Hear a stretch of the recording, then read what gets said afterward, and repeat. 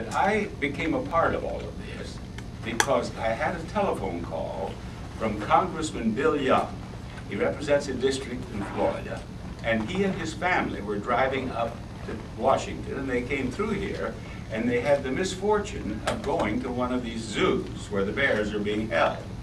And from that zoo itself, his wife Beverly and Bill Young called me and said, what could I do about it? Well, I said, I didn't even know they had bears. I didn't even know there was a Cherokee reservation there.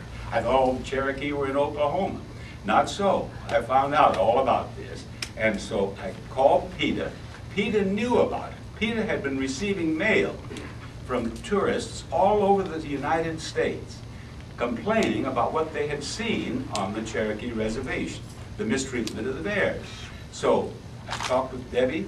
Debbie got down here. Debbie got to work. I've come down here. And now, today, I'm happy to say the congressman himself wanted to be here today for this press conference. Bill is on the floor, and he has mentioned on the floor that he had to stay there, that he had wanted to come down here and speak out on behalf of the Cherokee Bears, but he couldn't leave the floor of the House of Representatives, so it's in the congressional record. It's not just on television, it's not just in the newspapers, it's not just on radio, it's in the congressional record now that the bears are suffering on the Cherokee Reservation.